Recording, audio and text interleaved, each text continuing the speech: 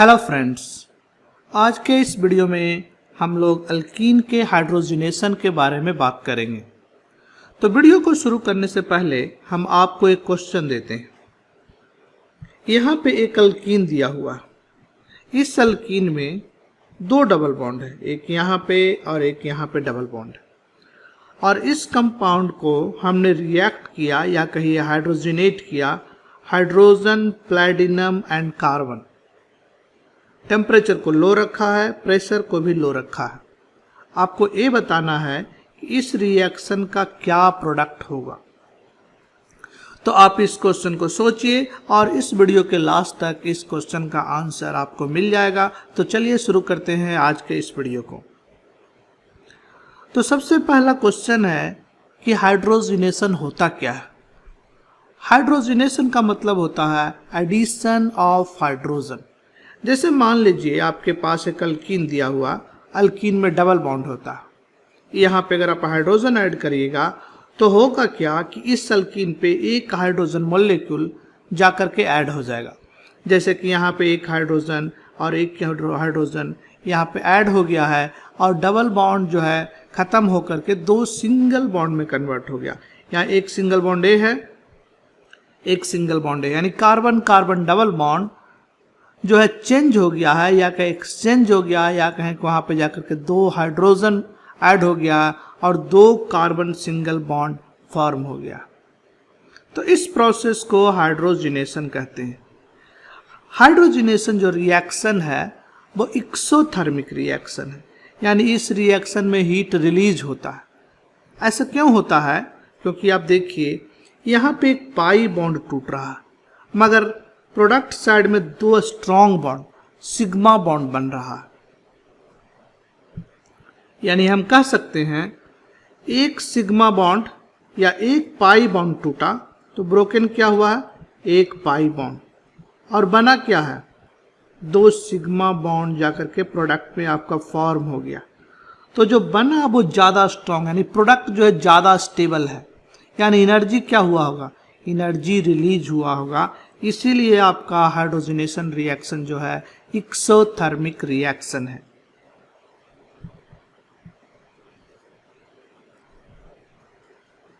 तो इसी बात को हमने यहां लिखा है, the hydrogenation of an alkene as an exothermic process, यानी ऐसा प्रोसेस जिसमें एनर्जी जो है रिलीज होता है, हीट एनर्जी रिलीज होता है।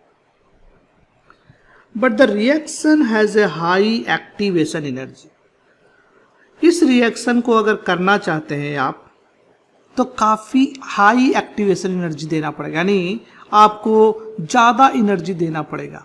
आसानी से कहने का मतलब इस रिएक्शन को आप नहीं कर सकते क्योंकि इस रिएक्शन का एक्टिवेशन एनर्जी ज़्यादा है। इसको हम लोग थोड़ा और डिटेल में डिस्कस करेंगे। सो इट अकर्स ओनली, और कहें it occurs slowly even at high temperature in the absence of a catalyst। तो रिएक्शन का टेम्परेचर अगर बढ़ा भी दीजिएगा तब भी जो ये रिएक्शन है स्लो ही होगा, इवन एट हाई टेम्परेचर। तो आप याद कीजिए, अगर रिएक्शन का रेट को बढ़ाना है तो एक तरीका होता था एक्टिवेशन एनर्जी को कम करिए। एक केमिकल काइनेटिक्स वाले चैप्टर में हम लोग पढ़े थे। तो एक्टिवेशन एनर्जी को अगर घटाइएगा तो रिएक्शन का रेट बढ़ेगा। एक्टिवेशन एनर्जी को बढ़ाने का या कहें कि घटाने का एक तरीका होता है कैटलिस्ट ऐड करना। तो इस रिएक्शन का यहाँ पे हम लोग एनर्जी प्रोफाइल बनाएंगे। हम लोग क्या करेंगे, एक्स एक्सिस पे रिएक्शन प्रोग्रेस दिखाएंगे, यानी जैसे जैसे रिएक्शन हो रहा है उसको एक्स एक्सिस पर। तो रिएक्शन प्रोग्रेस जो है उसको हमने एक्स एक्सिस पे दिखाया है, और रिएक्शन में जो पोटेंशियल एनर्जी है उसको वाई एक्सिस पे, यानी पोटेंशियल एनर्जी, इसको शॉर्ट में हमने लिखा है पोटेंशियल एनर्जी को वाई एक्सिस पे दिखा रहे। तो आपका जो ये रिएक्शन है अल्कीन का हाइड्रोजनेशन, बिना कैटलिस्ट के ये रिएक्शन जो है ऐसा होगा। अब देखिए यहाँ रिएक्टेंट है, यहाँ प्रोडक्ट है, कुछ एनर्जी निकला है, यानी एक्सोथर्मिक रिएक्शन है। रिएक्टेंट क्या है आपका? अल्कीन और एक हाइड्रोजन। प्रोडक्ट क्या हो गया आपका, यहाँ पे तो ये सब पहले से था, एक हाइड्रोजन जाकर के यहाँ लग गया, एक हाइड्रोजन जाकर के आपका यहाँ लग गया, तो ये आपका प्रोडक्ट है और ये आपका रिएक्टेंट है। और इस केस में जो एनर्जी रिलीज हुआ है वो यहाँ पे डेल्टा एच है, एक्सोथर्मिक प्रोसेस है। इस एनर्जी को क्या कहते हैं, आप बता सकते हैं? जो यहाँ से यहाँ तक का एनर्जी का डिफरेंस है, यानी ये रिएक्शन इस तरह से हो रहा है, रिएक्शन का प्रोग्रेस, ये पाथ क्या बताता है, रिएक्शन का प्रोग्रेस, यानी जैसे जैसे रिएक्शन हो रहा है एनर्जी कैसे चेंज हो रहा है रिएक्शन में, यानी पोटेंशियल एनर्जी चेंज कैसे हो रहा, तो ये मैक्सिमम पॉइंट है।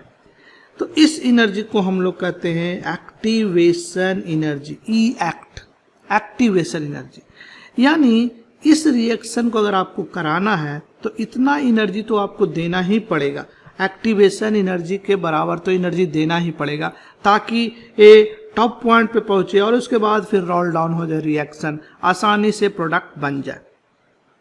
तो अगर आपके पास कोई कैटलिस्ट नहीं है तो यही पाथ फॉलो होगा, मगर इस रिएक्शन को अगर किसी कैटलिस्ट के प्रेजेंस में करते हैं तो कैटलिस्ट क्या करेगा, अब जो है एक्टिवेशन एनर्जी को कमा देगा और फाइनल प्रोडक्ट तो आपका वही बनेगा। यानी आप देखिए एक्टिवेशन एनर्जी क्या हो गया, इस पॉइंट को अगर देखिए तो यहाँ से जो एनर्जी है वो है ई एक्टिवेशन।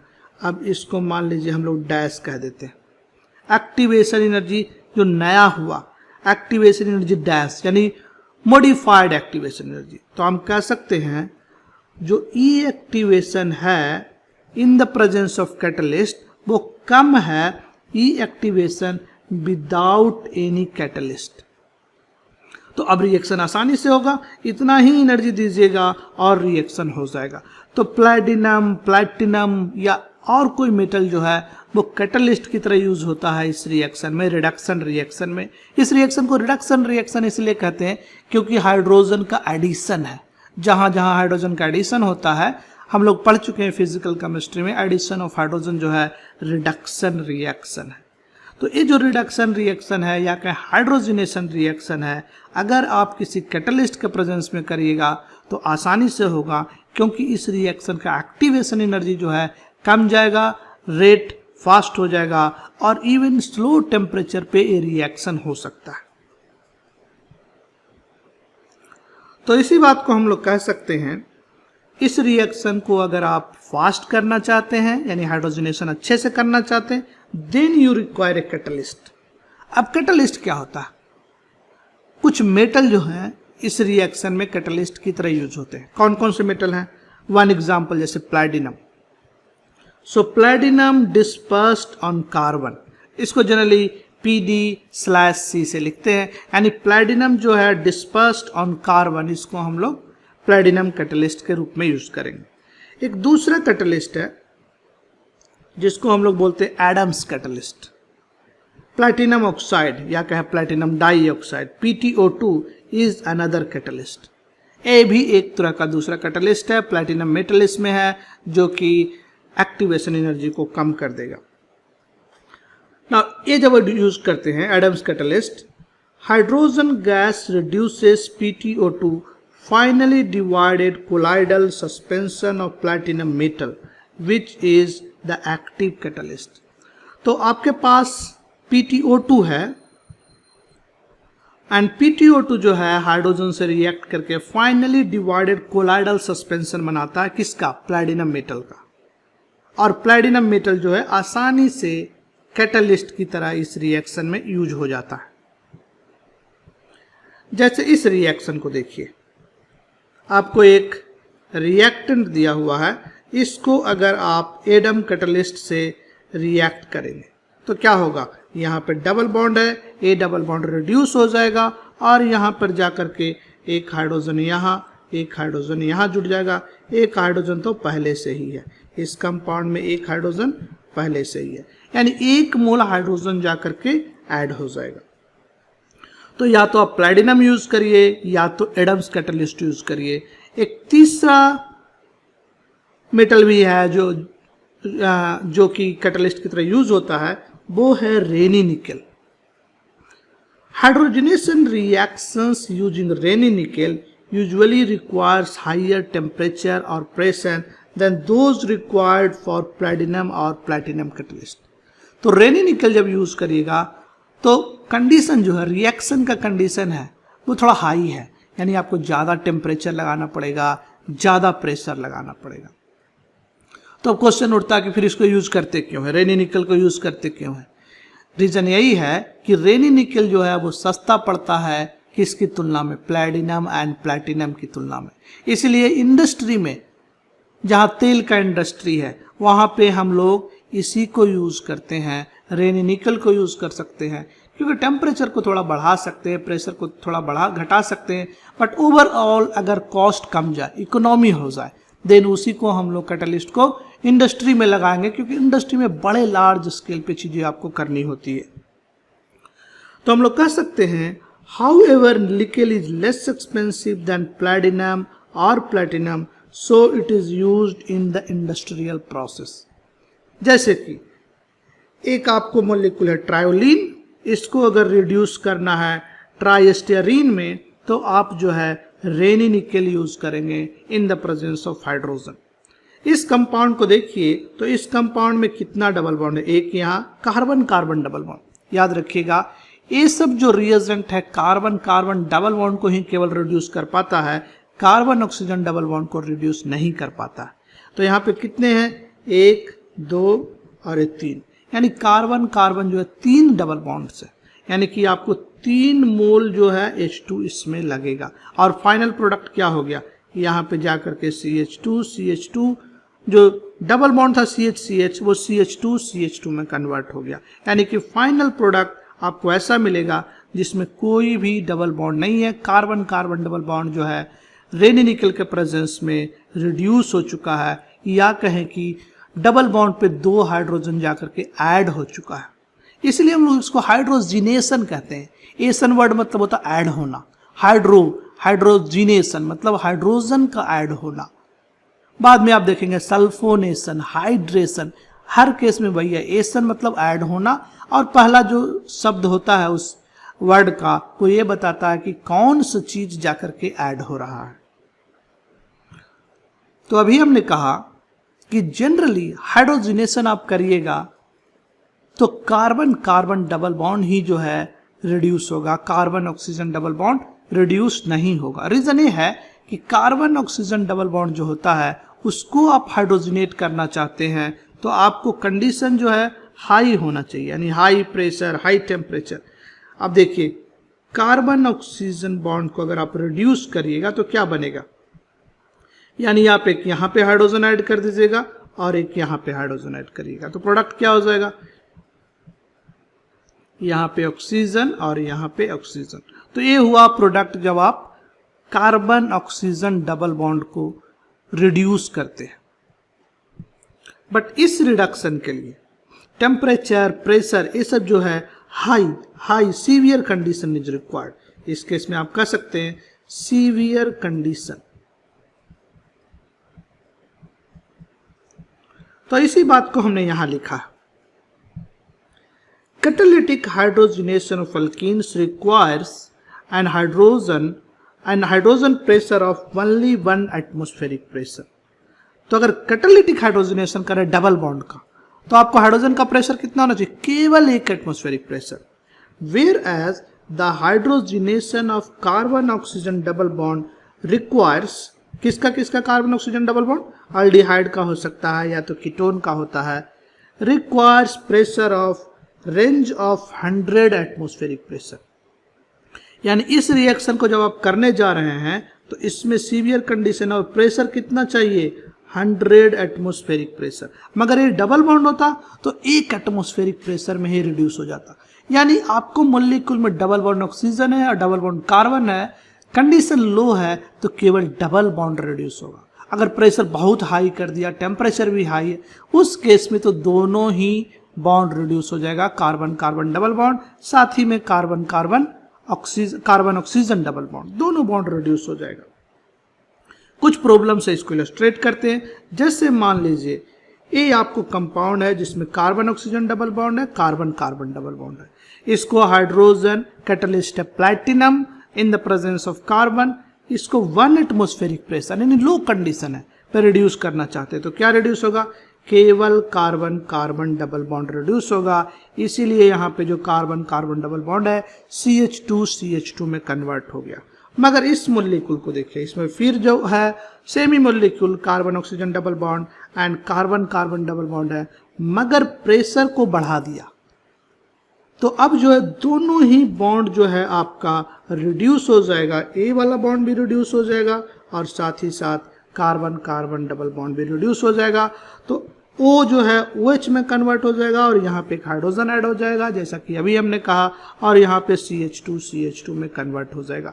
यानी कि सीवियर कंडीशन है तो दोनों ही डबल बॉन्ड जो है आपका वो रिड्यूस हो जाएगा। अब ध्यान दीजिए कुछ और मॉलिक्यूल होते हैं जिसमें कि आपका कार्बन ऑक्सीजन बॉन्ड होता है, जैसे कि एसिड ग्रुप ए होता है, आपका ए होता है एसिड, और एस्टर ग्रुप ए होता है COO। यहाँ पे कोई भी अल्काइल ग्रुप लगा दीजिए तो ए आपका एस्टर ग्रुप है और ए आपका एसिड ग्रुप है। तो इस केस में भी कार्बन ऑक्सीजन डबल बॉन्ड है और इस केस में भी कार्बन ऑक्सीजन डबल बॉन्ड है। कार्बन ऑक्सीजन डबल बॉन्ड जो इस केस में है वो काफी मुश्किल से रिड्यूस होता है, और या कहें कि रिड्यूस होता भी नहीं है, बहुत ही मुश्किल से रिड्यूस होता है। तो इसके लिए प्रेशर भी हाई चाहिए और टेम्परेचर भी वेरी हाई चाहिए। तो कार्बोक्सिलिक एसिड और esters react only at very high temperature. Temperature भी बढ़ाना पड़ेगा और प्रेशर भी बढ़ाना पड़ेगा, उस केस में जाकर के रिड्यूस होगा। मगर अल्डिहाइड और कीटोन का ऑक्सीजन है, जैसे कि CHO, जैसे ए मान लीजिए आपका अल्डिहाइड का ऑक्सीजन है,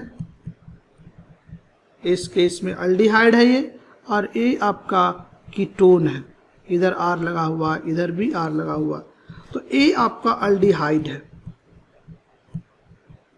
और ए जो है आपका वो कीटोन है। तो अल्डिहाइड और कीटोन है तो केवल थोड़ा बढ़ाइएगा प्रेशर, यानी कि कहिए डबल बॉन्ड से तो ज़्यादा प्रेशर चाहिए बट एसिड और एस्टर से कम चाहिए, या कहें कि एसिड एस्टर में टेम्परेचर भी ज़्यादा होना चाहिए, बहुत ज़्यादा होना चाहिए, मगर एल्डिहाइड और कीटोन में आपको टेम्परेचर कम रहेगा, तब भी आप इसको रिड्यूस कर सकते हैं। नेक्स्ट है regio selectivity of catalytic hydrogenation. आप रिजियो सेलेक्टिव वर्ड सुने होंगे। रिजियो सेलेक्टिव मतलब होता है रीजन सेलेक्ट, यही होगा ना वर्ड। इसको आप संधि विच्छेद करिए, यानी वर्ड को तोड़ के देखिए तो रिजियो सेलेक्टिविटी यानी वो रीजन, किसी खास रीजन को सेलेक्ट करना ही रिजियो सेलेक्टिविटी है। जैसे मान लीजिए किसी कंपाउंड में 2 साइट है और दोनों जगह पे हाइड्रोजनेशन हो सकता, लेकिन रिएक्शन कुछ ऐसा होगा कि एक ही साइट पे हो रहा है, यानी एक ही डबल बॉन्ड को रिड्यूस कर रहा, तो ऐसे सिचुएशन को हम लोग कहेंगे रिजियो सेलेक्टिव। इसको हम लोग ऐसे डिफाइन कर सकते हैं, ए reaction that can produce more than 1 constitutional isomer from a reactant and gives a predominance of one product is said to be a regioselective। कह रहा है कि कोई आपके पास रिएक्शन है और उसमें डिफरेंट पॉसिबिलिटी था प्रोडक्ट का, मगर उन तीनों में जो एक प्रोडक्ट होगा वो मेजर हो जाएगा, यानी मेनली वही बनेगा, तो हम लोग उसको कहेंगे कि ए रिएक्शन जो है रेडियो सेलेक्टिव रिएक्शन है।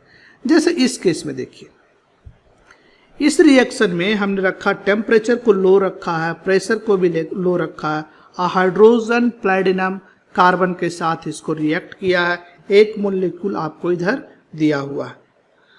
तो इस रिएक्शन में 2 डबल बॉन्ड है, एक यहाँ पे कार्बन कार्बन डबल बॉन्ड है, एक यहाँ पे कार्बन कार्बन डबल बॉन्ड है। तो हो सकता है कि ये रिएक्शन ऐसा हो कि केवल इसी डबल बॉन्ड को रिड्यूस करे, या तो केवल इसी डबल बॉन्ड को रिड्यूस करे, या तो फिर दोनों ही डबल बॉन्ड को रिड्यूस कर दे। यानी 3 पॉसिबिलिटी है।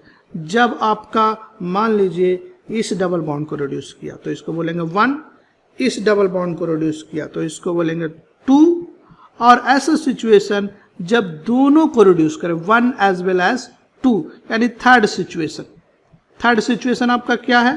थर्ड सिचुएशन में है 1 and 2 बोथ, यानी दोनों ही डबल बॉन्ड रिड्यूस हो जाए, एक भी रिड्यूस हो गया और दो भी रिड्यूस हो गया। तो 3 पॉसिबल प्रोडक्ट है इस रिएक्शन में। कौन सा प्रोडक्ट मेजर होगा? जो मेजर प्रोडक्ट होगा, अगर कोई मेजर प्रोडक्ट है इस रिएक्शन में, तो हम लोग कहेंगे ए रिएक्शन जो है जो सेलेक्टिव रिएक्शन है, एक को फेवर करता है। तो चलिए हम लोग हाइड्रोजनेशन के रेडियो सिलेक्टिविटी को देखते हैं। तो कहा जा रहा है the rate of catalytic hydrogenation of alkyne depends upon degree of substitution of double bond. कोई कंपाउंड है कार्बन कार्बन का, तो आपके पास डिफरेंट पॉसिबिलिटी हो सकती है। जैसे हम लोग इसको बोलते हैं ये डबल बॉन्ड है कार्बन कार्बन, अगर एक अल्काइल ग्रुप लगा हुआ तो इसको बोलते हैं मोनो सब्स्टिट्यूटेड, 2 अल्काइल ग्रुप लगा हुआ डाई सब्स्टिट्यूटेड, इसी तरीके से try substituted and tetra substituted. तो कहा जा रहा है जब कैटालिटिक हाइड्रोजनेशन होता है तो हाइड्रोजन का जो सब्स्टिट्यूशन है उसका जो रेट है, रिएक्शन का रेट है, वो इस बात पे डिपेंड करता है कि कितना कार्बन से अल्काइल ग्रुप लगा हुआ, यानी किस तरह का सब्स्टिट्यूटेड अल्कीन है। और ये भी कह रहे हैं कि hydrogenation of mono substituted and disubstituted alkene at room temperature occurs rapidly under 1 atmospheric pressure of hydrogen, यानी हाइड्रोजन का एटमॉस्फेरिक प्रेशर 1 एटमॉस्फेरिक प्रेशर है। कहने का मतलब जो हाइड्रोजन प्रेशर बनाएगा वो 1 एटमॉस्फेरिक प्रेशर है। तो ये क्या करे, तो एक्सपेरिमेंट से ऐसा पाया गया कि अगर आपके पास mono substituted and di substituted alkene है तो उसका जो रेट है फास्ट होता है, even though temperature pressure low है, यानी 1 एटमॉस्फेरिक प्रेशर पे आसानी से ये जो है रिड्यूस हो जाता है और रूम टेम्परेचर पे ही ऐसा हो जाता है। यानी room temperature 1 atmospheric pressure mono substituted and di substituted जो अल्कीन है वो हाइड्रोजनेट हो जाएगा, मगर tri substituted and tetra substituted का क्या होगा? The hydrogenation of tri substituted alkenes is slower and usually requires higher temperature and higher pressure of hydrogen। तो जैसा कि हम अभी कह रहे थे, जैसे जैसे बढ़ाइएगा सब्स्टिट्यूशन, ट्राई सब्स्टिट्यूशन का जो होगा वो स्लोअर रेट है, हाइड्रोजनेट होने का रेट स्लोअर है। तो इसीलिए आपको उसको रिएक्शन को तेज करने के लिए प्रेशर को बढ़ाना पड़ेगा, टेम्परेचर को बढ़ाना पड़ेगा, यानी रूम टेम्परेचर पे नहीं होगा। 1 एटमॉस्फेरिक प्रेशर जो रूम पे एटमॉस्फेरिक प्रेशर होता है उस पे नहीं होगा, आपको टेम्परेचर एंड प्रेशर दोनों को बढ़ाना पड़ेगा। और अगर टेट्रा सब्स्टिट्यूटेड पे चले जाइए तो बहुत ही डिफिकल्ट है। इसलिए हम लोग कहते हैं tetra substituted double bonds are extremely difficult to hydrogenate, even though temperature बढ़ा दीजिए, प्रेशर बढ़ा दीजिए, टेट्रा सब्स्टिट्यूटेड का जो हाइड्रोजनेशन है काफ़ी डिफिकल्ट है। इसीलिए हम लोग एक ऑर्डर बना सकते हैं किसका आसानी से हो सकता है, मोनो सब्स्टिट्यूटेड का हाइड्रोजनेशन सबसे अच्छा होगा और टेट्रा सब्स्टिट्यूटेड का हाइड्रोजनेशन जो होगा बहुत ही स्लो होगा। मोनो सब्स्टिट्यूटेड से ज़्यादा डाई सब्स्टिट्यूटेड और डाई सब्स्टिट्यूटेड से तेज मोनो सब्स्टिट्यूटेड से छोटा होगा डाई सब्स्टिट्यूटेड से छोटा ट्राई एंड सबसे कम टेट्रा सब्स्टिट्यूटेड। तो एक बार फिर से इसको कह देते हैं, मोनो सब्स्टिट्यूटेड का रेट जो होगा फास्टेस्ट होगा, उससे स्लो होगा डाई, उससे स्लो होगा ट्राई और उससे स्लो होगा टेट्रा सब्स्टिट्यूटेड अल्कीन का हाइड्रोजनेशन का रेट। तो अब इस रिएक्शन का प्रोडक्ट आप बताइए क्या प्रोडक्ट होगा। इस केस में देखिएगा तो ये जो डबल बॉन्ड है, यहाँ पे जो डबल बॉन्ड है वो मोनो सब्स्टिट्यूटेड है, क्योंकि यहाँ पे एक ही अल्काइल ग्रुप लगा हुआ इधर साइड से, तो ये जो है मोनो सब्स्टिट्यूटेड है, मोनो सब्स्टिट्यूटेड। और एक ऐसा है ये जो है टेट्रा सब्स्टिट्यूशन, इधर भी ग्रुप लगा है इधर भी ग्रुप लगा हुआ, तो ये टेट्रा सब्स्टिट्यूशन है। तो आप खुद ही बताइए किस डबल बॉन्ड का रिडक्शन होगा? मोनो सब्स्टिट्यूटेड का रिडक्शन होगा, क्योंकि टेम्परेचर भी लो रखा है, प्रेशर भी लो रखा, यानी प्रोडक्ट आपका क्या बनेगा, यानी फाइनल प्रोडक्ट जो बनेगा वो कुछ इस तरीके से बन जाएगा। यहाँ डबल बॉन्ड रह जाएगा और यहाँ जो है CH2 हो जाएगा और CH3 बन जाएगा, यानी इस वाले डबल बॉन्ड का रिडक्शन होगा। यानी प्रोडक्ट नंबर 1 है वो मेजर प्रोडक्ट बनेगा, बाकी प्रोडक्ट बनेगा भी नहीं। यानी इस रिएक्शन में 3 पॉसिबिलिटी थी, उस 3 पॉसिबिलिटी में केवल एक प्रोडक्ट आपका बना हो, एक वाला, इसलिए इस रिएक्शन को हम बोलेंगे रिजियो सिलेक्टिव रिएक्शन। यानी इस रीजन को सिलेक्ट कर लिया, यानी इस डबल बॉन्ड को सिलेक्ट कर लिया हाइड्रोजिनेशन के लिए। तो ये हुई बात रिजियो सिलेक्टिविटी से रिलेटेड। एक दूसरा इंपॉर्टेंट पहलू है हाइड्रोजिनेशन में कि ये जो रिएक्शन होता है वो कैसा कैटलिस्ट में होता है, यानी सॉल्वेंट कैसा होता है, हेट्रोजीनियस रिएक्शन है कि होमोजीनियस रिएक्शन है। तो जनरली जो कैटालिटिक हाइड्रोजिनेशन है वो हेट्रोजीनियस है, यानी 2 अलग अलग फेज है, अल्कीन का फेज अलग है, हाइड्रोजन का फेज अलग है, और उसमें जो कैटलिस्ट यूज कर रहे हैं उसका फेज अलग है। तो अल्कीन को हम लोग को क्या करना पड़ता है कि किसी सॉल्वेंट में मिक्स करना पड़ता है और उसके बाद उसके ऊपर हाइड्रोजन गैस फ्लो करते हैं, तो हाइड्रोजन जो है अल्कीन के साथ अटैच हो जाता है। तो हम लोग कह सकते हैं the catalytic hydrogenation of alkyne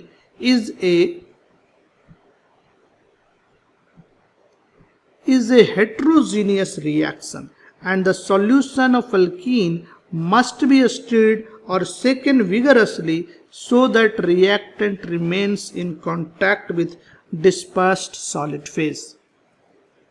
तो आपको बार बार इसको शेक करना पड़ता है। अल्कीन को आपने लिक्विड फॉर्म में लिया है और जो हाइड्रोजन होता है वो मेटल के साथ एक बॉन्ड बनाता है, या बाद में जब मैकेनिज्म डिस्कस करेंगे तो हम लोग कहेंगे जो हाइड्रोजन होता है प्लैटिनम और निकेल में जाके घुस जाता है। कैसे घुसता है इसको हम लोग मैकेनिज्म में डिस्कस करेंगे। तो सॉलिड फेज में हाइड्रोजन है और लिक्विड फेज में अल्कीन है, यानी हेट्रोजीनियस रिएक्शन है।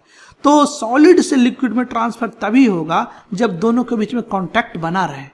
एक कॉन्टैक्ट कैसे बना रह सकता है कि आप आसानी से इसको हिलाते रहिए और इसको शेक करते रहिए सॉल्यूशन को, तो हमेशा जो है अल्कीन जो है हाइड्रोजन के कॉन्टैक्ट में रहेगा और हाइड्रोजिनेशन जो है फास्ट होगा। यानी हाइड्रोजिनेशन जो है जनरली आपका होमोजीनियस रिएक्शन है, हेट्रोजीनियस रिएक्शन है, जिसमें कैटलिस्ट जो है आपका सॉलिड फेज में है और अल्कीन आपका लिक्विड फेज में है। तो इस रिएक्शन में जनरली जो हम लोग सॉल्यूशन फेज में जो सॉल्वेंट लेते हैं, अल्कीन को हम लोग मिक्स करने के लिए सॉल्वेंट लेते हैं, वो या तो इथेनॉल लेते हैं, इथेनॉल एक तरीका हो गया, और दूसरा मिथेनॉल। अल्कोहल जनरली लेते हैं। अल्कोहल का देखिए पोलरिटी कम है, और आपको याद होगा पिछले चैप्टर में हम लोग फिजिकल प्रॉपर्टी अल्कीन डिस्कस किया था, तो वहाँ पे कहा था अल्कीन जो होता है वो वीकली पोलर होता है एंड लाइक डिजोल्व्स लाइक, इसीलिए जो है अल्कीन जो है इथेनॉल में या मिथेनॉल में आसानी से घुल जाएगा क्योंकि दोनों वीकली पोलर है, इसीलिए आप इसको सॉल्वेंट की तरह यहाँ पे यूज कर सकते हैं। एक कैटलिस्ट है जो होमोजीनियस कैटलिस्ट है, यानी कि उसमें अल्कीन और कैटलिस्ट दोनों सेम ही फेज में होता है। इस कैटलिस्ट को हम लोग बोलते हैं विल्किंसन कैटलिस्ट, और उसका फॉर्मूला ये है PH3P whole thrice RHCl, rhodium है एलिमेंट इसमें, क्लोराइड एंड हाइड्रोजन। तो एक कैटलिस्ट जो है आपका एक होमोजीनियस कैटलिस्ट का एग्जाम्पल है। अब ये जो विल्किंसन कैटलिस्ट है काफी ही स्पेशल टाइप का कैटलिस्ट है। ये जो है कार्बोनिल ग्रुप या नाइट्रो ग्रुप या साइनाइड ग्रुप अगर कंपाउंड में है तो किसी को भी रिड्यूस नहीं करेगा। और एक कैटलिस्ट जो है रिजियो सेलेक्टिव कैटलिस्ट है, यानी एक रीजन को सेलेक्ट करता है, और मेनली जो है आपका मोनो सब्स्टिट्यूटेड अल्कीन है तो उसको ये आसानी से हाइड्रोजिनेट कर देगा। अगर आपका डाई और ट्राई है तो उसको हाइड्रोजिनेट विल्किंसन कैटलिस्ट नहीं कर पाएगा। तो आप इसका प्रोडक्ट बताइए, एक अल्कीन दिया हुआ, इसमें आपको प्रोडक्ट बताना है कि क्या होगा। यहाँ पे 2 डबल बॉन्ड है, एक डबल बॉन्ड ए वाला और एक डबल बॉन्ड ए वाला।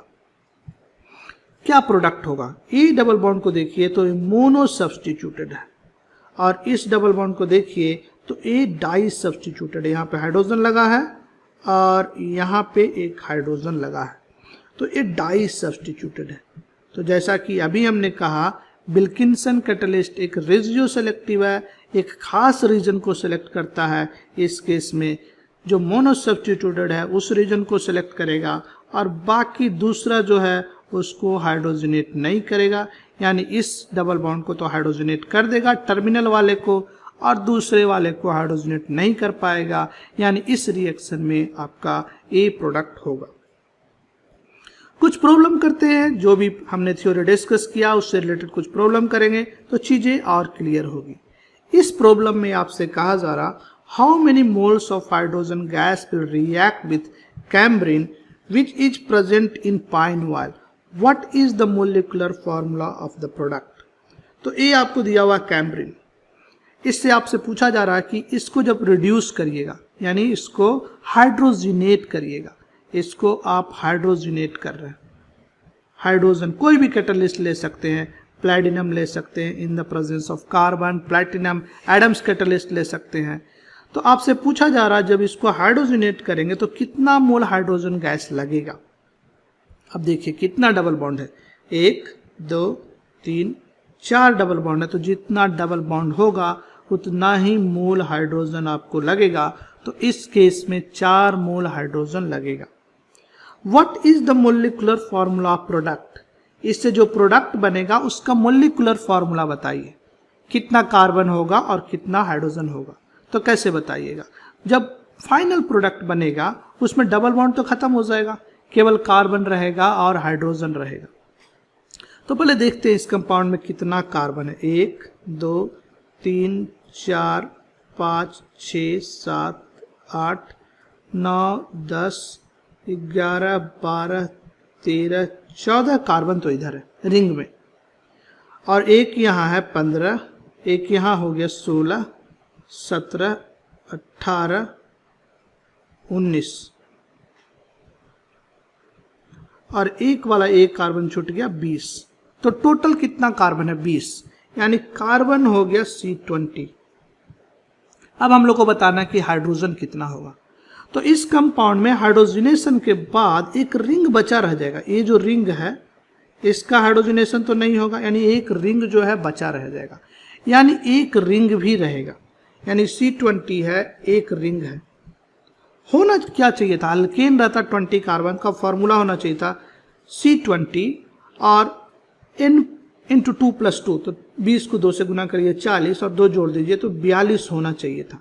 मगर एक रिंग है तो एक रिंग के कारण 2 हाइड्रोजन कम जाएगा, तो इसका मोलिकुलर फॉर्मूला जो है C20H40 हो जाएगा। यानी जो प्रोडक्ट बनेगा, यानी आपका जो प्रोडक्ट बन रहा है उसका फॉर्मूला क्या हो जाएगा, C20H40, यही इसका प्रोडक्ट होगा। नेक्स्ट प्रॉब्लम करते हैं। आपसे पूछा जा रहा, explain why acetic acid and ethyl acetate can be used as a solvent for catalytic hydrogenation of alkenes. तो कुछ देर पहले हम लोग कहा था कि अल्कोहल जो है सोलवेंट की तरह यूज करते हैं, इसी तरीके से आप कह रहे हैं कि एसिटिक एसिड भी आप सोलवेंट की तरह यूज कर सकते हैं, और साथ ही साथ एस्टर इथाइल यानी कि दूसरा एसिड हो सकते हैं, या तो एस्टर जो है सोलवेंट की तरह कैटालिटिक हाइड्रोजनेशन में यूज कर सकते हैं। रीजन वही है, इस केस में भी थोड़ा थोड़ा पोलर है दोनों मोलिक्यूल, आसानी से इसमें घुल जाएगा, और मेन मतलब ये है कि दोनों में ही जो कार्बन डबल बॉन्ड है वो रिड्यूस नहीं होगा, यानी कार्बन ऑक्सीजन बॉन्ड जो एसिड में है वो आसानी से रिड्यूस नहीं होगा अगर हाइड्रोजन इसमें हाइड्रोजनेट करिएगा तो, इसलिए केवल हम लोग अल्कीन को रिड्यूस करेंगे, डबल बॉन्ड ओ रिड्यूस नहीं होगा। उसी तरीके से जो एस्टर में C डबल बॉन्ड O है वो भी आसानी से रिड्यूस नहीं होगा, इसीलिए इसको हम सोलवेंट की तरह यूज कर सकते हैं। अगर दूसरा सोलवेंट ऐसा लेके सोलवेंट खुद ही रिड्यूस हो जाए तो कोई मतलब नहीं बनता, मगर इस केस में ऐसा सोलवेंट ले रहे हैं जो खुद से रिड्यूस नहीं होगा, यानी C डबल बॉन्ड O जो है और C डबल बॉन्ड जो O एसिड में है और एस्टर में है वो खुद से हाइड्रोजन के साथ रिड्यूस नहीं होगा। ये अल्कीन को रिड्यूस तो करेगा मगर सोलवेंट रिड्यूस नहीं होगा, और साथ ही साथ सोलवेंट आसानी से अल्कीन को घुला सकता है, तो हम लोग इसको सोलवेंट की तरह यूज कर सकते हैं। नेक्स्ट प्रॉब्लम में आपसे कहा जा रहा, write the structure obtained by hydrogenation of ipsdienol, a pheromone of the Norwegian spruce beetle using one equivalent of hydrogen gas and the Wilkinson catalyst। अब देखिए इसको हाइड्रोजनेट कर रहे हैं, और कौन सा कैटलिस्ट यूज कर रहे हैं? Wilkinson catalyst. तो कितना hydrogen carbon carbon double bond, एक यहाँ है एक यहाँ है। आप याद करिए, विल्किंसन कैटलिस्ट एक रेडियो सेलेक्टिव कैटलिस्ट है और केवल प्राइमरी यानी आप कहें कि मोनो सब्सटीट्यूटेड को हाइड्रोजनेट करता। ये जो अल्कीन है यहाँ पे ये मोनो सब्सटीट्यूटेड, यानी यहाँ पे जो डबल बॉन्ड है वो मोनो सब्सटीट्यूटेड है, मगर यहाँ पे जो डबल बॉन्ड है वो कैसा सब्सटीट्यूशन है? ये ट्राई सब्सटीट्यूटेड है। तो इधर जो डबल बॉन्ड है वो ट्राई सब्सटीट्यूटेड है, यानी कि इधर साइड वाला डबल बॉन्ड रिड्यूस नहीं होगा मगर इधर साइड वाला डबल बॉन्ड रिड्यूस हो जाएगा। यानी प्रोडक्ट आपको क्या मिलेगा? आपको मिल जाएगा CH3C, जैसा है वैसा ही लिख दीजिए, double bond CH, CHOH, CH2, CH, CH3, CH double bond CH2। मगर अब ये डबल बॉन्ड जो है क्या हो जाएगा? रिड्यूस हो जाएगा। तो यहाँ हो जाएगा CH2 और यहाँ क्या हो जाएगा? CH3। तो यही आपका इस रिएक्शन का प्रोडक्ट मिलेगा अगर आप विल्किंसन कैटलिस्ट के साथ इसको रिड्यूस करते हैं। तो नेक्स्ट प्रॉब्लम में आपसे कहा जा रहा है, a mixture of 2,4,4 trimethyl one pentene and 2,4,4 trimethyl 2-penteen is obtained in the commercial dimerization of 2-methyl propene। तो आपको ये दोनों कंपाउंड मिल रहा है, मिक्सचर ऑफ। अगर डायमेराइजेशन करिए, किसका डायमेराइजेशन करिएगा आप? इसका 2-मिथाइल प्रोपीन का, तो ए भी मिलता है और ए भी मिलता है, यानी आपको एक मिक्सचर मिलता है। Hydrogenation of mixture gives a single product, यानी इस मिक्सचर को, यानी ए वाला कंपाउंड और ए वाला कंपाउंड का मिक्सचर को हाइड्रोजनेट करिएगा तो आपको एक ही प्रोडक्ट मिलता है, single product. Draw the structure of alkenes and product, explain why a single product is form. यानी इस दोनों को हाइड्रोजनेट आप करिएगा तो आपको सिंगल प्रोडक्ट मिलता है, उसका आपको स्ट्रक्चर लिखना है। तो लिखने की कोशिश करते हैं। आपको दिया हुआ 2,4,4 ट्राइमिथाइल पेंटीन, यानी 5 कार्बन का चेन है। हम लोग इसको बॉन्ड लाइन में बनाते हैं, आसान पड़ेगा।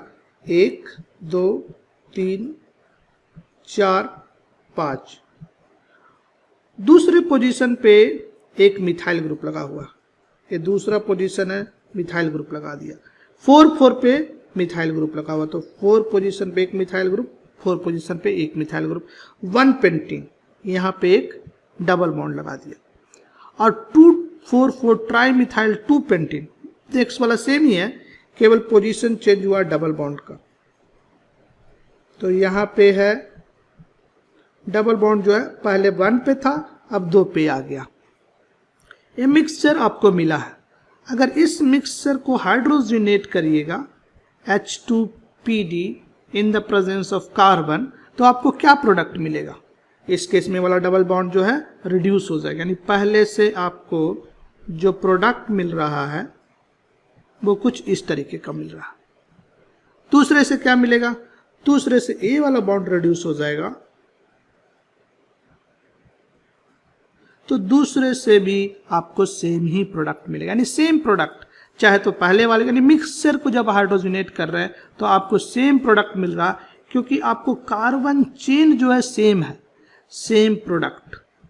यानी आइसोमेरिकल कीन है, ये दोनों क्या है? आइसोमेरिकल कीन। एक में डबल बॉन्ड 1-2 पोजीशन पे है और दूसरे में कहिए तो डबल बॉन्ड 2-3 पोजीशन पे है। आइसोमेरिकल कीन है, तो आइसोमेरिकल कीन से आपको हाइड्रोजनेशन के बाद सेम प्रोडक्ट मिलेगा। तो यह है आपका आइसोमेरिकल कीन। आइसोमेरिकल कीन को आप हाइड्रोजनेट करेंगे तो आपको सेम प्रोडक्ट मिलेगा। नेक्स्ट प्रॉब्लम करते हैं। तो आपको इस क्वेश्चन में कहा जा रहा है कि squalane, an intermediate in biosynthesis of asteroids, has the molecular formula C30H50। C30 और H50 का ये मोलिकुलर फार्मूला का एक कंपाउंड है, एस्टेरॉयड है। Hydrogenation yields A compound with molecular formula C30H62। इसको जब हाइड्रोजनेट करते हैं तो आपको एक कंपाउंड मिलता है, कार्बन जिसमें 30 होता है, हाइड्रोजन जो है 62 होता है। What is the unsaturation number of squalene does the compound contains any ring. तो क्या हो रहा है इस क्वेश्चन में, आपको एक कंपाउंड दिया हुआ C3H50, इसको हाइड्रोजिनेट आपने किया, हाइड्रोजिनेट किया तो आपको जो कंपाउंड मिला वो C30H62 है। तो आपसे पूछा जा रहा पहला क्वेश्चन है कि क्या इसमें अनसैचुरेशन नंबर है। व्हाट इज अनसैचुरेशन नंबर, कितना अनसैचुरेशन नंबर है। अनसैचुरेशन नंबर हम लोग पिछले वीडियोज में डिस्कस कर चुके हैं। अनसैचुरेशन नंबर का मतलब होता है कितना हाइड्रोजन कम है करस्पॉन्डिंग अल्केन से। सो अगर 30 कार्बन का अल्केन होता तो क्या फॉर्मूला हो जाता, C30 and H 30 into 2 plus 2 62, यही फॉर्मूला होता ना। 30 कार्बन का जो अल्केन होता उसका यही आपका फॉर्मूला होता। तो जो प्रोडक्ट मिला है वो तो यही है, यानी कि प्रोडक्ट क्या है, अल्केन है, यानी हाइड्रोजिनेट करने के बाद जो है प्रोडक्ट वो अल्केन है। और इस केस में कितना अनसैचुरेशन फैक्टर है, यानी जितना होना चाहिए था अल्केन में उतना तो है हाइड्रोजिनेट करने के बाद। तो फाइनल प्रोडक्ट में अनसैचुरेशन फैक्टर 0 है, बट रिएक्टेंट में हम पूछ रहे हैं रिएक्टेंट का कितना अनसैचुरेशन फैक्टर है। तो रिएक्टेंट में जो है होना चाहिए था 62 हाइड्रोजन, मगर है अभी 50 हाइड्रोजन। तो इसको डिवाइड कर दीजिए 2 से, यानी कि 12 को डिवाइड करिए 2 से, यानी 6 है इसका अनसैचुरेशन फैक्टर। यानी रिएक्टेंट का अनसैचुरेशन फैक्टर कितना है, 6। कैसे निकाला, कितना हाइड्रोजन होना चाहिए था, कितना है, दोनों को सब्सट्रैक्ट किया और हाइड्रोजन के मॉलिक्यूल में 2 एटम होता है हाइड्रोजन में, इसलिए 2 से डिवाइड किया। तो इस केस में अनसैचुरेशन फैक्टर जो है आपका 6 के बराबर आ गया। अब आपसे नेक्स्ट पार्ट पे पूछता है कि does the compound contains any ring. इस कंपाउंड में कोई रिंग नहीं हो सकता है। क्यों, क्योंकि जितना डबल बॉन्ड था सबका सब रिड्यूस हो गया। फाइनली आपका अल्केन में कोई अनसैचुरेशन फैक्टर नहीं है। इस केस में यहाँ पे अनसैचुरेशन फैक्टर कितना है, प्रोडक्ट में अनसैचुरेशन फैक्टर 0 है, रिएक्टेंट में अनसैचुरेशन फैक्टर 6 है। यानी कि प्रोडक्ट में 0 है, इसका मतलब न तो डबल बॉन्ड है न तो आपका रिंग है। यानी प्रोडक्ट में कोई रिंग नहीं है, यानी रिएक्टेंट में भी कोई रिंग नहीं रहा होगा, तभी ऐसा हो सकता। यानी हम कह सकते हैं compound does not contain any ring. Compound में कोई रिंग नहीं है, नो रिंग। अगर रिंग रहता तो फाइनली भी अनसैचुरेशन फैक्टर जो प्रोडक्ट का था वो 0 नहीं आता। तो इस वीडियो में हम लोगों ने एक इंट्रोडक्टरी हाइड्रोजनेशन के बारे में बात किया। नेक्स्ट वीडियो में इस रिएक्शन के मैकेनिज्म और इस रिएक्शन के स्टीरियोकेमिस्ट्री के बारे में बात करेंगे। तब तक के लिए हम आपसे विदा लेते हैं। Thank you, bye, take care.